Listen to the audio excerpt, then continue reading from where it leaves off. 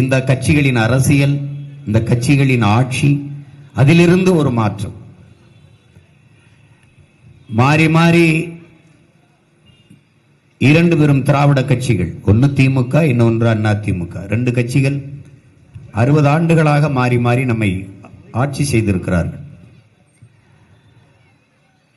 இது ரெண்டும் வெவ்வேறு கட்சி என்று என் அன்பு மக்கள் கருதுகிறார்கள். அது இல்லை, இரண்டும் ஒரே கட்சி தான். அவர்களுக்கு கொடியிலே வண்ணம் மாறும், கொள்கையிலே எண்ணம் மாறாது.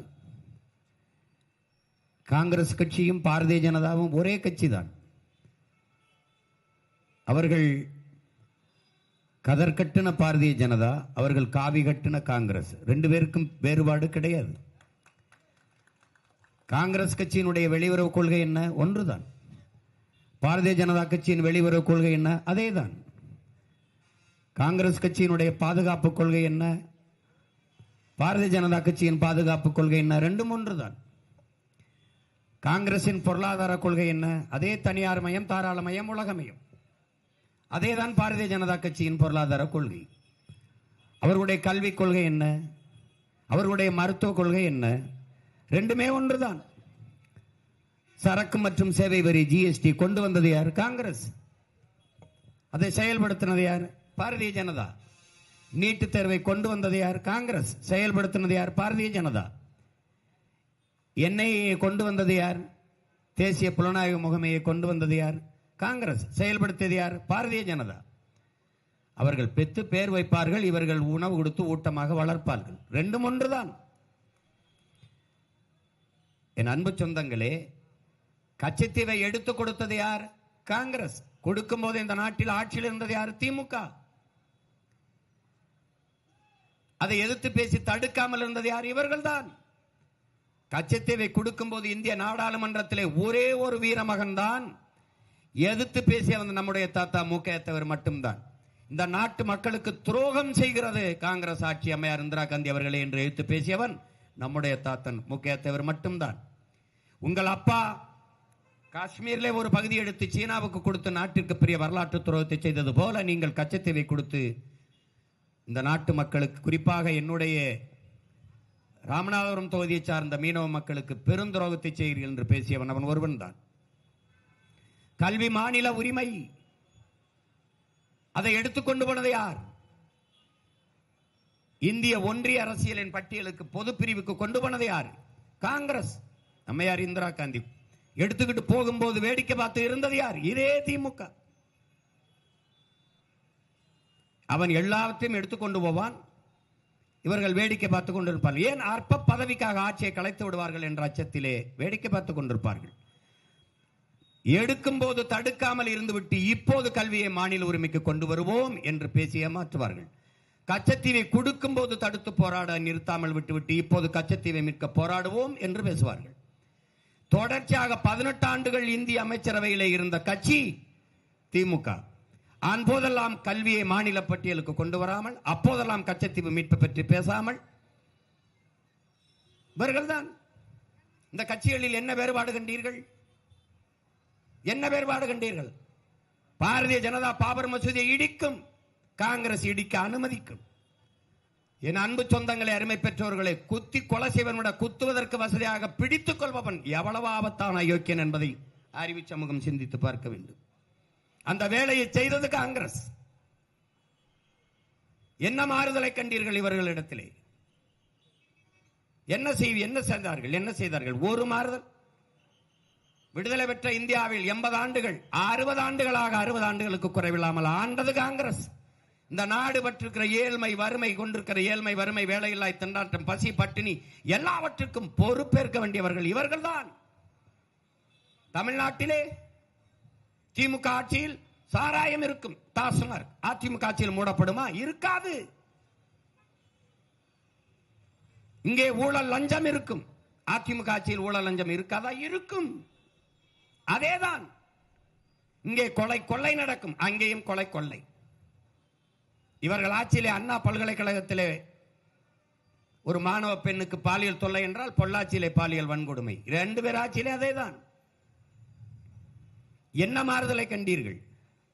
இவர்கள் ஆட்சிக்கு வந்தாலும் ஆத்து மணலை அள்ளி விற்பார்கள், வளத்தை கொள்ளையடிப்பார்கள். அவர்கள் ஆட்சிக்கு வந்தாலும் ஆத்து மணலை கொள்ளையடிப்பார்கள்.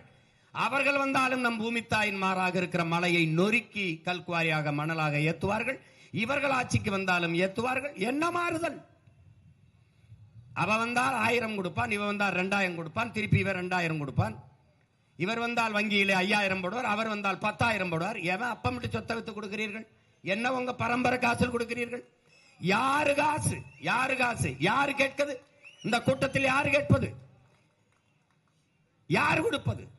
என்ன நீ ராஜராஜ சோழ பரம்பரை, உன் பரம்பரை சொத்து விட்டு நீ சொத்தை வித்து விட்டு கொடுக்கிறாய்? யார் காசிலே கொடுக்கிறாய்? அறிவு சமூகம் சிந்திக்க வேண்டாமா?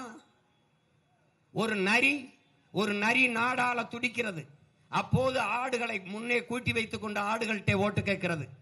என்னை வெள்ள வைத்து அமைச்சராக்கி விட்டீர்கள் என்றால் நான் உங்களுக்கு குளிர்காலத்திலே போர்வை தருகிறேன் என்கிறது.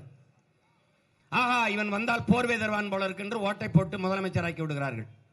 அந்த நரி வந்தவன போர்வை கொடுக்கறோம்னு சொல்லிட்டேன்ல, போர்வை செய்யணும்னு ஆட்டு தோலை உரிக்குது. என்னடா தோலை உரிக்கிறேன்? அப்புறம் எங்கிருந்து போர்வை கொடுக்கிறது? உங்க தோலை உரிச்சு தான் கொடுக்கணும்னு.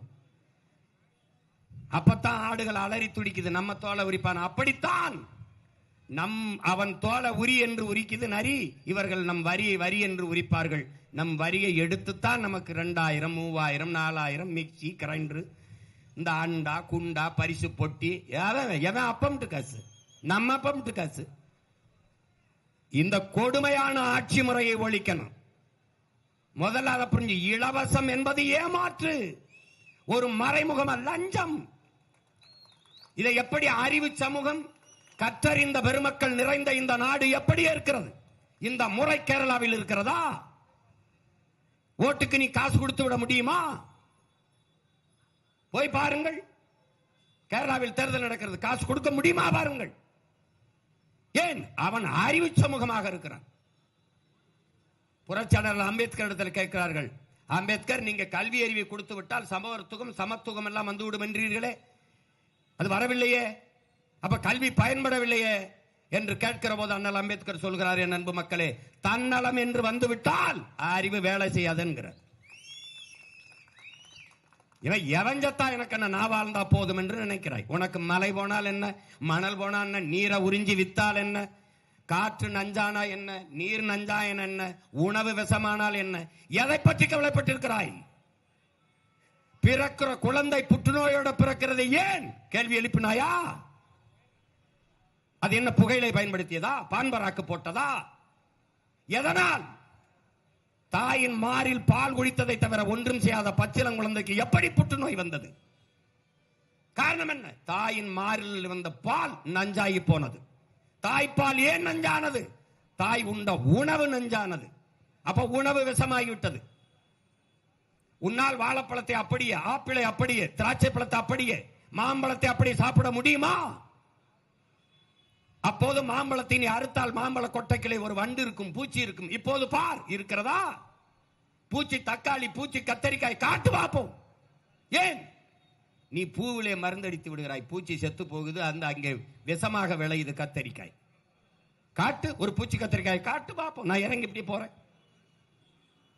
நீ நஞ்சை உண்டு கொண்டிருக்கிறாய், காற்றை சுவாசிக்கிறாய், கந்தக தூசியை சுவாசிக்கிறாய். ஒரு மரம், ஒரு மனிதன் 422 மரம் தேவைப்படுது ஒரு மனிதனுக்கு. உனக்கு இருக்கா? இருக்கா உனக்கு? ஒரு கார் வெளியிடுகிற நச்சு புகையை கட்டுப்படுத்த 6 மரங்கள் அவசியம். இருக்கா? எத்தனை கார் ஓடுது, எத்தனை மரம் இருக்குது? காட்டு. நீ காற்றையா சுவாசிக்கிறாய், கந்தக தூசியை சுவாசிக்கிறாய். அப்புறம் நுரையீரல் தொற்று, புற்று, அப்புறம் கண்ணு எரிச்சல், தோல் நோய் வராமல் என்ன செய்யும்? என்னைக்கு சிந்திப்பாய்? என்னைக்கு சிந்திப்பாய்? நீ குடிக்கிறது தண்ணி தானா? அது நீரா? அறிவு சமூகம் சிந்திக்க வேணாமா? தண்ணீருக்கென்று தனித்த உயிர் கிடையாது. ஆனால் தண்ணீர் இல்லாமல் உலகில் ஒரு உயிரும் கிடையாது. தண்ணீருக்குள்ளே பல கோடிக்கணக்கான உயிர்கள் இருக்கிறது என்பதை அறிவார்ந்த சமூகம் புரிந்து கொள்ளணும். அதில் என் நிலையில என் தம்பி தங்கைகள். தண்ணீருக்குள்ளே பல கோடிக்கணக்கான நுண்ணுயிரிகள், பாக்டீரியாக்கள், பூஞ்சை காளான் என்று பல நுண்ணுயிரிகள், அவைதான் மனித உடலுக்கு ஆற்றலை தருகிறது. இவன் சுத்திகரிக்கிறேன் என்ற பெயரில் அந்த நுண்ணுயிரிகளை கொலை செய்து விட்டு அந்த மினரலை கொண்டு விட்டு மினரல் என்று தண்ணீருக்கு பேர் வச்சு வைக்கிறான். நீ அதை வாங்கி குடிக்கிறாய். அது தாகம் நிற்கும். தண்ணீரால் மனித ஆற்றல், மனித உடலுக்கு வருகிற ஆற்றல் இருக்காது. அதனாலதான் 30 வயசு 40 வயசுல முட்டி வலி, கை வலி எல்லாம் வருது. காரணம் அதுதான். அது தண்ணீர் இல்லை, தண்ணீர் போல ஒன்று. அது குடிக்கிற திறனில் இருக்கிறது, குடிக்கிற தரத்தில் இருக்கிறது சான்று தந்தவன் எவன்?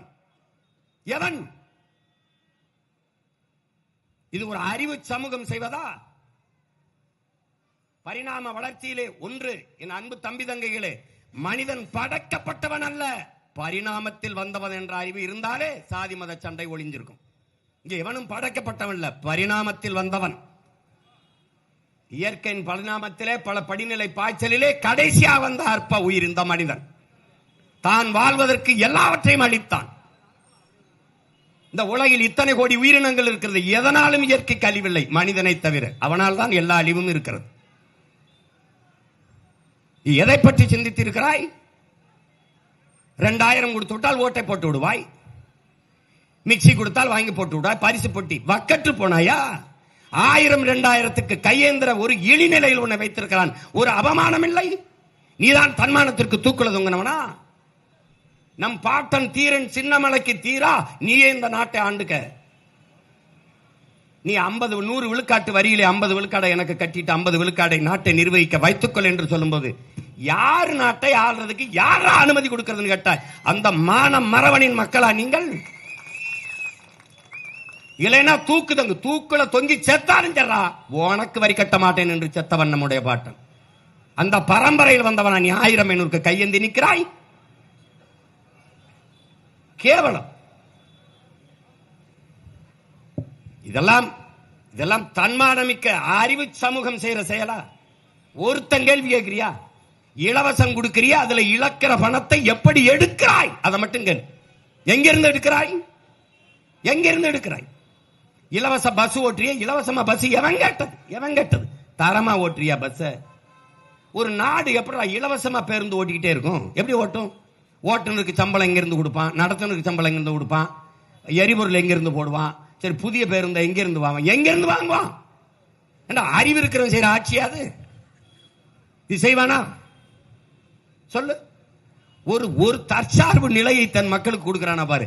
அவனே மடிக்கணினி வாங்கிக்கலாம், அவனே மிதிவண்டி வாங்கிக்கலாம், அவனே பொங்கலுக்கு வேட்டி சேலை வாங்கிக்கலாம், அவனே அரிசி பருப்பு வாங்கிக்கலாம் என்று அந்த வேலையை கொடுத்து வருவாய் பெருக்கத்தை கொடுத்து அவனே தற்சார்போடு பெருமையாக வாழ்கிற வாழ்க்கையை கொடுக்கிறவன் தான் தலைவன். எல்லாத்துக்கும் என்ற கையேந்து, எல்லாத்துக்கும் கையேந்து. இது ஒரு கேவலம். நான் கையேந்திரையா? நான் கையேந்திரன் பிச்சை. நம்ம எல்லாரும் நாடே சேர்ந்து கையேந்திரம் இலவசம். இது ஒரு பேர் இதுக்கு இவங்க வச்சிருக்கிறது. என்னைக்கு மாற்றுவது? எதிலிருந்து மாற்றுவது? எதிலிருந்து மாற்றுவது? எது மாற்று? அரசு பள்ளிக்கூடத்தை விட தனியார் பள்ளிக்கூடம் உயர்ந்ததாக இருக்கிறது, தரமாக இருக்கிறது. இப்போ இந்த அரசு தனியார் பள்ளிக்கூடத்தை விட அரசு பள்ளி கல்லூரி தரமாக இருக்கிறது. அதான்டா மாற்று. இதுல இருந்து மாற்று. மாற்று. அரசு மருத்துவமனையை விட தனியார் மருத்துவமனை சிறப்பாக இயங்குது, நல்ல தரமான மருத்துவம் இல்லை. தனியார் மருத்துவமனையை விட அரசு மருத்துவமனை ஆக சிறப்பாக இருக்கிறது. மாற்று. ஒவ்வொன்றிலையும் மாற்று. அதுதான் அப்படிப்பட்ட மாற்றத்தை உருவாக்கணும். ஒரு நாட்டிலே ஆகச் சிறந்த வளம் எது? அறிவு வளம். ஒரு நாட்டின் எதிர்காலமே அந்த நாட்டின் வகுப்பறையில் தீர்மானிக்கப்படுதுங்கிறான். உன் வகுப்பறை அறிவு கருவறையா இருக்கா, வியாபார அறையாக இருக்கா? அப்புறம் மாற்றணும் துடிக்கிற உங்க பிள்ளைகளின் எண்ணத்தை பாருங்கள். முன்னால் நிற்கிற உங்க பிள்ளைகளின் சாதி என்ன என்று பார்க்காதே, சாதிக்க துடிக்கிற எங்கள் எண்ணத்தை பார்.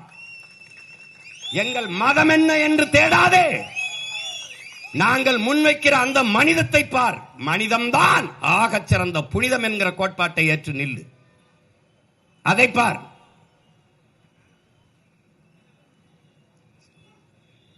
என்ன நடந்திருக்குங்க? ஒரு மாறுதலும் இல்லை. இந்த தேர்தலும் வழக்கம் போல நடந்து கிடந்தால் ஒன்னும் செய்ய முடியாது.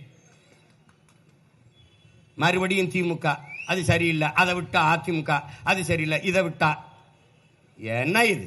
பிசாச விவாகரத்து பண்ண வேண்டியது, அப்புறம் பேய திருமணம் பண்ண வேண்டியது, அப்புறம் பேய விவாகரத்து பண்ண வேண்டியது, அப்புறம் பிசாச திருமணம் பண்ண வேண்டியது. இது ஒரு பொழப்பு. பேயை விவாகரத்து செய், ஒரு தேவதையை மறுபடி திருமணம் செய். ரொம்ப திரும்பி திரும்பி திரும்பி பண்ணாத. எப்படி மாற்று? திமுகவுக்கு எப்படி அதிமுக மாற்றுன்னு நீ சிந்திக்கிற? தீமைக்கு எப்படி தீமை மாற்று? நபிகள் நாயகம் ஸல்லல்லாஹு அலைஹி வஸல்லம் அவர்களிடத்தில் கேட்கிறார்கள், தீமையை எப்படி ஒழிப்பீர்கள்? நன்மையை வைத்துத்தான் ஒழிப்பேன் என்கிறார்கள். அந்த நன்மை யார்? அந்த நன்மை எது? எது நன்மை? எது நன்மை? நாங்க வந்தா 2000 மகளிருக்கு கொடுப்போம், நாங்க வந்தா குடும்ப தலைவிக்கு 2000 கொடுப்போம், நாங்க வந்தால் 2500 கொடுப்போம். இதுவாடா ஒரு ஆட்சி முறை? 2000 இல்லடா, 2000 இல்ல, 25,000 கூட மாதம் ஈட்டிக் கொள்கிற வருவாய் பெருக்கத்தை என் தாய்க்கு கொடுக்கிறதாண்டா ஒரு தன்மானமிக்க தலைவனின் ஆட்சி. அதை விட்டு 2000 கொடுப்பேன், எல்லாம் கொடுத்துருவேன், எல்லாம் கொடுத்துருவேன், இலவசம் எல்லாம் கொடுத்துருவேன். வேலை, உழைப்பு, சம்பளம், வாழ்க்கை, இது ஒவ்வொன்றும் துண்டிக்கப்படுது. இலவசத்துல துண்டிக்கப்படுது. என் உடன் பிறந்தானே. அடுக்கு இது முதல்ல வேலை, அதுல உழைப்பு, அதுக்கு பிறகு ஊதியம், அதான வாழ்க்கை, பெருமை மிக்க வாழ்க்கை. இந்த கோட் இந்த இது வந்து துண்டிக்கப்படுது.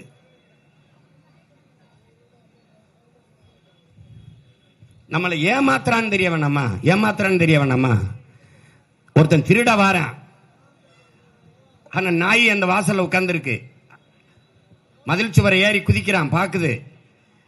அப்ப பார்க்கும்போது இவன் நம்ம வீட்டு எஜமானுக்கு, நம்ம வீட்டு முதலாளிக்கு வேண்டியவனா இருப்பானோ, உறவினனா இருப்பானோன்னு பாக்குது. திருப்பி ஏறி போறான், கூடவே போய் நிக்குது, பாக்குது. இவன் ரொம்ப விறுவிறுன்னு போறானே, துணிஞ்சு போறானே, நம்ம வீட்டுக்கு சொந்தக்காரனா இருப்பானோன்னு நினைக்குது. மறுபடி போறான். இந்த நாய் நம்மளே பார்த்துட்டு இருக்க, ஒரு வேளை கடிச்சாலும் கடிச்சிருமோன்னு நினைச்சு அவன் பையில வச்சிருந்த ஒரு எலும்பு துண்டை தூக்கி போடுறான். டப்புன்னு அவனை பாஞ்சு கடிச்சிருது. ஏன்? அதுவரை அந்த வீட்டுக்கு உறவினன்னு நினைக்குது. எலும்பு துண்டை போட்டவன இவன் திருட வந்த அயோக்கிய பேடா நமக்கு லஞ்சம் கொடுக்கறான்னு கடிச்சிருச்சு. அப்ப நாய்க்கு தெரியுது இவன் எலும்பு துண்டை போடுறதே திருடத்தான்னு. நமக்கு தெரிய வேண்டாமா? இவன் 1000 500 கொடுக்கறது திருடத்தான்னு நமக்கு தெரிய வேண்டாமா? இது மான தமிழினம் செய்யற வேலையா? இது நீங்க ஒழிக்கணும். எதுல இருந்து மாற்ற கண்டாய்? திமுகவுக்கு அதிமுக என்ன மாற்று? இன்னைக்கு திமுக இருக்கிற அமைச்சர்ல 11 பேர் அதிமுக அமைச்சர். அதிமுகவில் அமைச்சராக இருந்த 11 பேர் இன்னைக்கு திமுக இருக்காங்க. கேட்டா இது தாய் கழகத்துக்கு வந்துட்டேன்பாங்க. அப்ப தாயை போலதான பிள்ளை இருக்கும், நூலை போலதான சேலை இருக்கும். சொர்ணாக்கா மாதிரி அம்மா இருந்தா அப்புறம் சொர்ணாக்கா மாதிரி இல்லாம எப்படி ஐஸ்வர்யா ராய் மாதிரி வரும்? எப்படி வரும்? யாரடா கொடுமை? இது கொடுமைடா. இன்னும் இந்த சனை நம்புத அதிமுக திமுக. அதை விட்டா இது, இதை விட்டா இது. 2 சனியனை விட்டு தொலை. உன் பிள்ளைகள் நிக்கிறோம், உங்க பிள்ளைகள் நிக்கிறோம். வழியே இல்லை என்று சொல்லாதே. நாமே ஒரு வழியாக மாறுகிறோம், மாறிக்கொண்டு வருகிறோம். இன்னைக்கு நேத்தா 15 ஆண்டுகளாக இதே மகன் கத்தி கத்தி கத்தி கத்தி ஒத்த மகன் வந்து கத்தி கத்தி 36 லட்சம் பேரை இன உணர்வு, மான உணர்வு கொண்ட தன்மானமிக்க தமிழ் மக்களின் வாக்கை பெற்று 3வது பெரிய கட்சியாக ஒரு கட்சி இந்த நாட்டில் சொல்ல முடியுமா? என் கட்சியின் வாக்கு, என் கட்சியின் ஓட்டு இவ்வளவு ஒரு கட்சி சொல்ல முடியாதா? பிரபாகரன் மகன் நான் தான் சொல்ல முடியும். என் கட்சி ஓட்டு 36 லட்சம் நான் தான் சொல்ல முடியும். நீ அப்பவும் பாயப்படுவ. 6 மணி நேரம் என் வாக்க என்ன நீ எண்ண மாட்டேன்ற, தயங்குற. ஒவ்வொரு சின்னத்துக்கு ஒவ்வொன்ன பறிச்சு பறிச்சு கொண்டுட்டு போன. ஒரு சின்னத்தை கொடுப்பேன், நான் கொண்டு வச்சப்பே மறுபடியும் எடுத்துருவேன். இப்போ என் சின்னத்தை நீ எடுக்க முடியாது. ஏன்னா நான் நிலையான அங்கீகரிக்கப்பட்ட கட்சியா மாறிட்டேன். 4வது வெட்டியில வைக்கிறது, 5வது வெட்டியில வைக்கிறது. இப்ப நீ முத பெட்டியில வச்ச ஆகணும், வச்சாகணும், வழி கிடையாது. அதனால என் அன்பு மக்கள், அறிவார்ந்த பெருமக்கள், என் அன்பு சொந்தங்கள், என்னிலும் இளைய என் தம்பி தங்கைகள், இந்த தேர்தலை ஒரு மாறுதலுக்கான களமாக, வரலாறு நமக்கு தந்திருக்கிற பெருவாய்ப்பாக நீங்கள் இதை பயன்படுத்திக் கொள்ளணும். இதுவரை இந்த நிலத்தில் இருக்கிற அரசியலை தூக்கி போடும். நீங்க ஐயா ஸ்டாலின் ஆட்சியில 5 ஆண்டு ஆண்டுட்டீங்க, அவங்க அப்பா ஆட்சியில 25-30 ஆண்டுகள் ஆண்டுட்டீங்க, அப்புறம் அம்மையார் ஜெயலலிதா ஆட்சியில் ஆண்டுட்டு வாழ்ந்துட்டீங்க. திருப்பி ஐயா எடப்பாடி அவர்கள் ஆட்சியில நீங்க வந்து 4.5 ஆண்டுகளுக்கு ஆண்டுட்டீங்க. அவங்க 2 பேர் ஆட்சியிலையும் வாழ்ந்துட்டீங்க. ஒரே ஒரு முறை உங்கள் பிள்ளைகளுக்கு வாய்ப்பு தாருங்கள். உலகத்தின் தலை சிறந்த நாடாக இந்த நாடை மாற்றி படைக்கலைனா நீங்க அப்புறம் கேளுங்க. அதுக்கப்புறம் நாங்க வாக்கேட்டு வரல, நீங்க வாக்கம் போடாதீங்க. ஒரு வாய்ப்பை கொடுங்க. எவ்வளவுதான் திறமை இருந்தாலும் வாய்ப்பில்லை என்றால் அது பயனற்று போகும். கோடி கனவு கொண்டுள்ளோம், அதை கூடி நிறைவேற்ற வாருங்கள் என் அன்பு மக்கள் என்றால் உங்க வீதிகளில் கையேந்தி நிற்கிறோம். நாங்கள் கேட்பது வாக்கு அல்ல, வருங்கால நம் தலைமுறை பிள்ளைகளின் வாழ்க்கையை கேட்டு உங்கள் பிள்ளைகள் வரும். நான் ஓட்டுக்காக வந்தவனா இருந்தால் நான் என்ன சொல்லுவேன்? வீட்டுக்கு ஒரு மோட்டர் பைக் தரேன், வீட்டுக்கு ஒரு கார் தரேன், நான் வேணா ஒரு ஹெலிகாப்டர் தரேன் வேணா சொல்லலாம். நான் ஏமாற்ற தயாராக இல்லை. இந்த நிலையிலிருந்து முற்று முழுதாக மாற்ற வேண்டும் என்ற எண்ணத்தில் நிற்கிறவன். அதனால கூட்டம் அரசியலாகாது என் அன்பு சொந்தங்களே. கூட்டணி வைத்திருப்பவன் தான் வலிமையானவன் என்று கருதாதீர்கள். கூட்டத்தில் நிற்பவனுக்கு துணிவோ வீரமோ தேவையில்லை, தனித்து நிற்பவனுக்குத்தான் வீரமும் துணிவும் தேவைப்படுகிறது. நாங்கள் வீரர்கள், அதனால் தொடர்ந்து தனித்து களத்திலே தனித்துவத்தோடு நிற்கிறோம். அதை நீங்கள் புரிந்து கொள்ள வேண்டும். எதனால் நிற்கிறோம்? யாரை நம்பி நிற்கிறோம்? எங்களை பெற்றவர்கள், எங்கள் உடன் பிறந்தவர்கள் கைவிட மாட்டார்கள் என்ற அசைக்க முடியாத நம்பிக்கையில் நிற்கிறோம். நம்பி நிற்கிற பிள்ளைகளை கைவிட்டு விட்டீர்கள் என்ற வரலாற்று பதிவு வரக்கூடாது. நம்பிக்கை துரோகம் செய்து விட்டார்கள் தமிழின மக்கள் சீமானுக்கும் அவன் பிள்ளைகளுக்கும் என்ற பதிவு வரக்கூடாது. வந்தவனை எல்லாம் வாழ வைத்தீர்கள், ஆனால் சொந்த மக்களை வாழ வைத்தீர்களா? தமிழ் மீட்சி வர வேண்டும் என்றால், தமிழர் எழுச்சி வர வேண்டும் என்றால், தமிழன் ஆட்சி வர வேண்டும். அதற்கு அறிவு சமூகம் ஆழ்ந்து தெளிந்து சிந்தித்து இந்த தேர்தலை பயன்படுத்திக் கொள்ள வேண்டும். வரிசையில் நின்று வாக்கு செலுத்துவதல்ல, யாருக்கு செலுத்துறோம், ஏன் செலுத்துறோம், எதற்காக செலுத்துறோம், அதை உணர்ந்து தெளிந்து சிந்தித்து செயல்பட வேண்டும். நீங்கள் எப்போதும் என் அன்பு சொந்தங்கள் நல்லவற்றை மட்டும்தான் தேர்வு செய்வீர்கள். ஒரு துணி கடைக்கு போனால் நல்ல புடவையைத்தான் தேர்வு செய்ய, நல்ல வேட்டி சட்டையைத்தான் தேர்வு செய்வீர்கள். எங்கே நல்ல உணவு கிடைக்கும் என்று தேடி போய் நல்ல உணவைத்தான் தேர்வு செய்வீர்கள். எது ஒன்றையும் ஆகச் சிறந்த எதுவோ, எது சரியோ அதைத்தான் தேர்வு செய்வீர்கள். திரும்ப திரும்ப சொல்கிறேன், எளிதானதை செய்யாதீர்கள், சரியானதை செய்யுங்கள் என் அன்பு மக்களே. ஜெயிக்கிற பக்கம் நிற்க வேண்டும், கூட்டமாக நிற்கிறான் அவன் கூட நிற்க வேண்டும் என்ற எண்ணத்தை கைவிடுங்கள். கூடி கொள்ளையடித்தால் சரியாகுமா? கூட்டமா நின்று கூட்டமா கொலை செய்தால் கொலை சரியாகிவிடுமா? எல்லோரும் சேர்ந்து ஒரு தவறை சரி என்று சொன்னால் சரியாகிவிடுமா அது? அதனால் ஜெயிக்கிற பக்கம் நிற்க வேண்டும் என்ற எண்ணத்தை கைவிடுங்கள். நிற்கிற பக்கத்தை ஜெயிக்க வைக்கிறவன் எவனோ அவனேதான் சரியான வீரன். அதனால் சரியானதை செய்ய பழகுங்கள். சரியானது வென்றே தீரும் என்கிறான் புரட்சியாளன் சேகுவேரா. உங்கள் பிள்ளைகள் மிகச் சரியானதை மனச்சான்று வழிநடத்தியபடி நடந்தவன் தான் உலகில் எல்லா காலகட்டங்களிலும் மாறுதலை உண்டு பண்ணியிருக்கிறான். நாங்கள் எங்கள் மனச்சான்று வழிநடத்துகிறபடி நின்று சென்று கொண்டிருக்கிறோம். எங்கள் பயணம் எங்கள் கால்களை நம்பித்தான், அடுத்தவர் கால்களை நம்பி அல்ல. ஏனென்றால் எங்கள் கனவு பெரிது, புனிதமானது. உலகத்தில் யாராலும் சுமக்க முடியாத பெரிய கனவை சுமந்தினில் அது உலகத்தில் எல்லாவற்றையும் விட பெரிது என்கிறான் ஆல்பர்ட் ஐன்ஸ்டீன். அப்படி என் இனத்தின் உரிமை, அதன் எதிர்கால பாதுகாப்பான நல்வாழ்வு என்கிற பெரிய புனித கனவை சுமந்து நிற்கிற பிள்ளைகள் எங்களுக்கு உங்கள் மதிப்புமிக்க வாக்கை தந்து வெற்றி பெறச் செய்ய வேண்டும் என்று உங்கள் அன்பு மகன் அன்போடு வேண்டுகிறேன். இந்த சோளிங்கர் தொகுதியிலே போட்டியிடுகிற அன்பு தம்பி அசோக்குமார் அவர்களுக்கு விவசாய சின்னத்திலே வாக்கு செலுத்தி நீங்கள் வெற்றி பெறச் செய்ய வேண்டும். அடுத்ததாக அரக்கோணம் தொகுதியிலே போட்டியிடுகிற அன்பு தம்பி ராஜ்குமார் அவர்களுக்கு விவசாய சின்னத்திலே வாக்கு செலுத்தி வெற்றி பெற செய்ய வேண்டும். எங்களின் வெற்றி என்பது உங்களின் வெற்றி. இது நமக்கான வெற்றி, நாம் பிறந்த பெருமைமிக்க இனத்திற்கான வெற்றி. நீங்கள் நாம் தமிழர் என்பது ஒரு கட்சியின் பெயர் என்று கருதி விடாதீர்கள் என் சொந்தங்களே. நாம் பிறந்த பெருமைமிக்க இனத்தின் அடையாளம் என்பதை நீங்கள் புரிந்து கொள்ளுங்கள். மற்ற கட்சிகளின் வெற்றி என்பது சாதாரண ஒரு நிகழ்வு. திமுக வெற்றி, அதிமுக வெற்றி என்பது ஒரு நிகழ்வு. ஆனால் உங்கள் பிள்ளைகள் எங்களினுடைய வெற்றி சரித்திரத்தில் மிகப்பெரிய புரட்சி, வரலாற்றில் மிகப்பெரிய மாற்றம்.